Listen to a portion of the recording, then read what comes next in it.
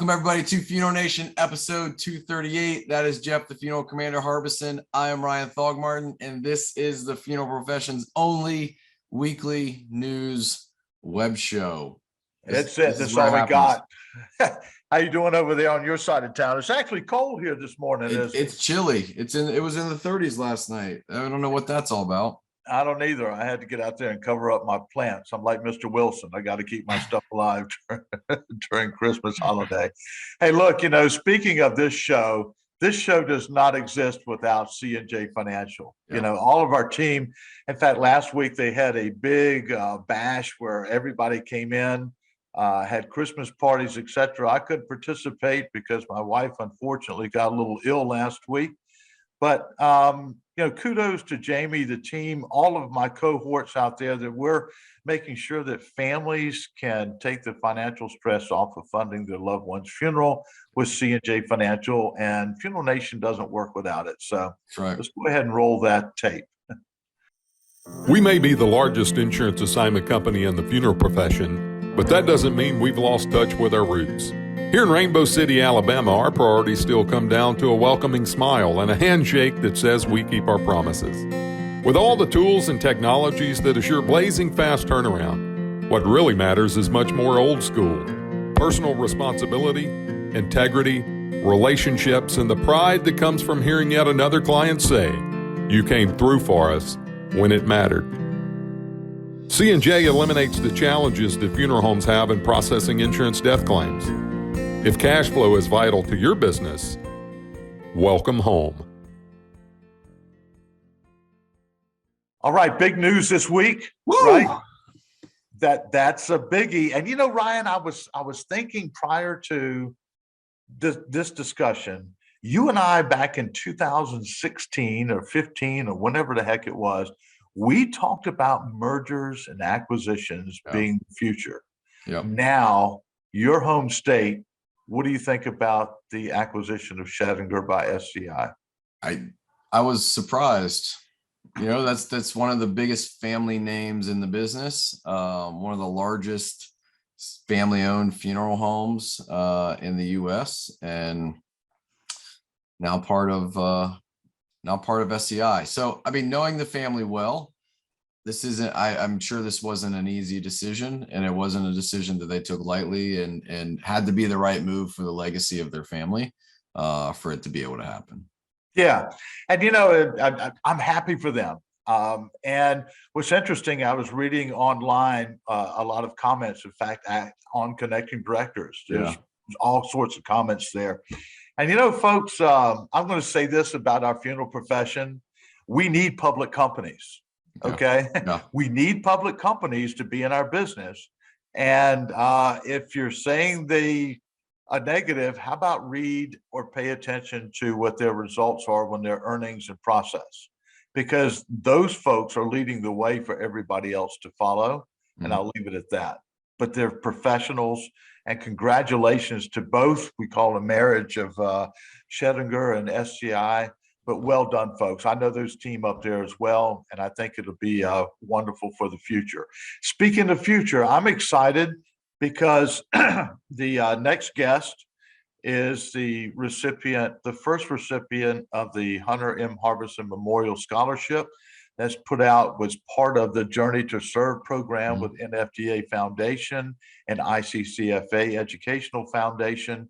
So let's go ahead and roll that interview real quick.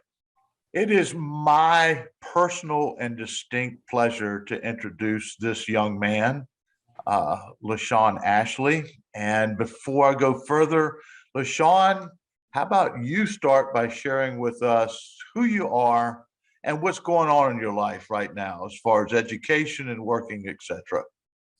Well, first, I want to say thank you for having me, Commander. And Ryan also, thanks for having me.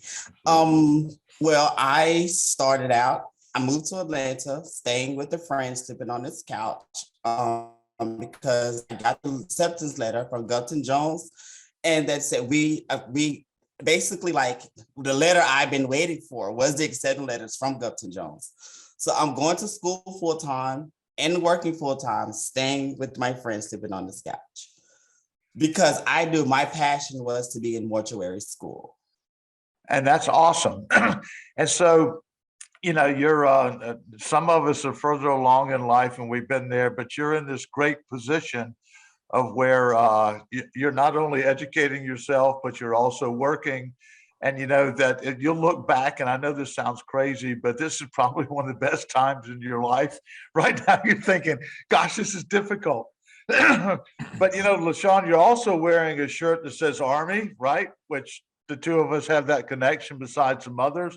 Share with us about your service to our country. Well, I joined the military and I signed a contract in 2006, but I was too young at the time because I was only 17. So I was asking my mom, like, I really want to join the military, but I need your signature. Like, you have to say it's okay for me to join. My grandma wasn't having it. She was like, he's not doing this. I'm not having it. And if you go to that school to sign those papers, it's going to be me and you. But I told my mom, I was like, she asked me, she's like, why do you want to join? I said, because if I go to college right after high school, I'm going to waste your money. I want to just go pledge and campus parties. I'm going to waste your money. So she was like, I said, but if I go to the military, I will get the discipline that I need. Then they will pay for school. She heard they're going to pay for school. She was all for it. She was like, she said, I am on my way to the school now. So I signed my contract at the age 17, and 3 weeks after I graduated high school, I was shipped off to basic training. Good. So what MOS to the rest of us, but what did you do in the Army? Well, I started out as a 21 Bravo, which is a combat engineer. And then I reclassed again to an 88 Mike, which is what I am now, motor vehicle transport. But I'm trying to change my MOS once again to 92 Mike, which is mortuary affairs. Awesome. And so you also were deployed? I was deployed in 2010 going to 2011. Awesome. Well, thank you for that. Yeah. Well, another reason we have you on the show, and I'll work through, I'll see if I can work through this because you're an important person in my life. But we created the Hunter Harbeson Scholarship, Memorial Scholarship, between the Funeral Service Foundation and ICCFA Foundation. And you're the first recipient of the Hunter Harbeson Memorial Scholarship. And you and I've had some discussions along the way. And I just wanted you to share, as the first recipient, if you will, how that's helped you with, especially funding for school, et cetera. The scholarship actually was a blessing to me because working and trying to go to school, I was like, how am I going to help maintain my grades while trying to work full time and then looking for like a place to stay. So when I got the email from the school, which was very kind of like a back and forth between you and I, because you would miss me and I called, I miss you. So then if I saw the Instagram message, I was like, oh my God, I got the scholarship. Like I was so ecstatic. Like I was ecstatic. Well, we're excited for you. This career profession that you're working through is it's honorable. And with the Journey to Serve program that's been created where we're bringing veterans into the funeral business, you're literally, you're the first guy. And as we talked just off air, you can't mess this up. There's a lot riding on you, young man. And all of us are pulling for you.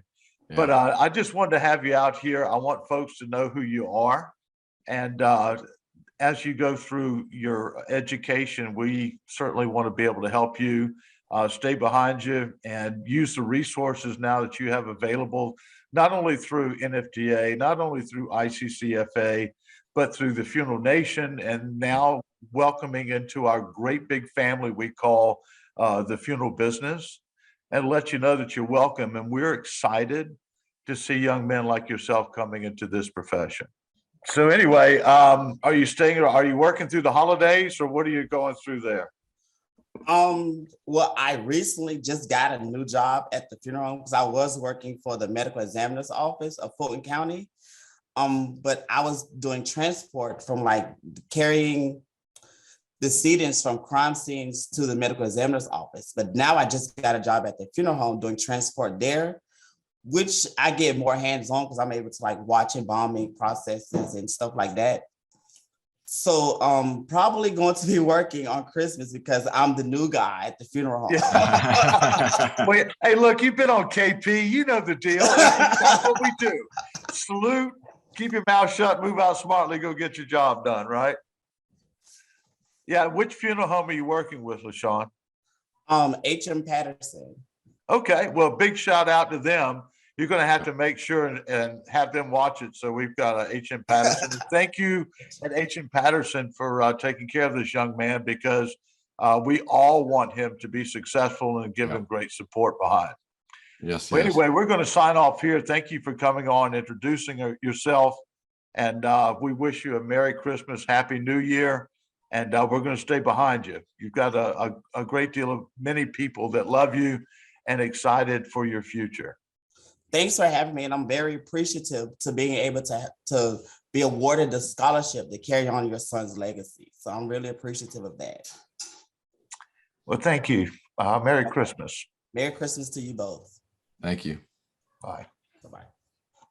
Jeff, it's so cool to have LaShawn on as the first recipient and be able to carry out that legacy. And you're exactly right. There's going to be a lot of eyeballs on him and a lot of people that want to help him succeed. And I think that's one of the things about this business that's so beautiful is we want everyone to be successful in the business that's bringing a skill set like that into the space to be able to serve, not only serve families, but he's going to be serving his team and going to be serving the funeral home he's working for.